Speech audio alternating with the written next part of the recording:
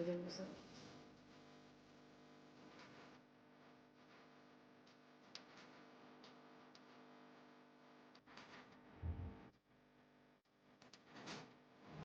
Everyone, स्वागत आहे तुमचं आमच्या आजच्या ब्लॉगमध्ये।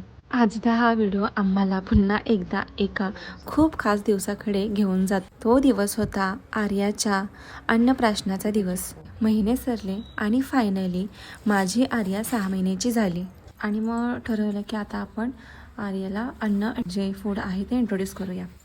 तर अन्नप्राशनसाठी जे साहित्य लागणार होतं ते काही साहित्य ऑनलाईन मागवलं होतं आणि काही साहित्य होतं ते लोकल मार्केटमधून आणलं होतं।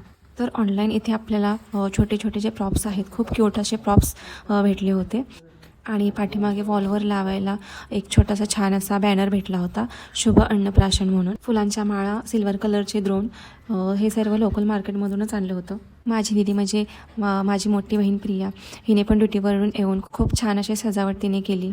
साधं आणि सिंपल अन्नप्राशन सोहळ्याचं डेकोरेशन आम्ही केलं होतं। आणि मेन म्हणजे आर्या पहिल्यांदाच काहीतरी खाणार होती, तर तिला ते पहिल्यांदा पचलं पण पाहिजे म्हणून हलका गोड द्यायचं होतं। तर त्याच्यासाठी मग आम्ही रव्याची साधी सिंपल साजूक तुपातली खीर बनवली होती। वाटत होतं काय खाईल की नाही खाईल, पण तिला ती मस्त आवडली। छान अशी प्रत्येकजण तिला भरवत होतं, तर ती त्याची मस्त अशी टेस्ट घेत होती आणि खात होती। तर हे बघून आम्ही सगळे आनंदी झालो होतो। तो पहिला घास लहानसा पण आठवणीने भरलेला, त्या घासात आईचं ममत्व, वडिलांची जबाबदारी आणि कुटुंबाचं अमाप प्रेम होतं। आजी, आजोबा, मावशी आणि आर्याचे बाबा सगळ्यांच्या डोळ्यात आनंदाश्रू होते, कारण हा क्षण फक्त पाहण्याचा नव्हता तर अनुभवण्याचा होता। आज 1 वर्ष उलटलं आहे, पण त्या दिवसांच्या आठवणी आज तितक्याच जाग्या आहेत। तिचं ते हसू, ते छोटे हात आणि तो पहिला घास, सगळं काही आजही मनात जिवंत आहे।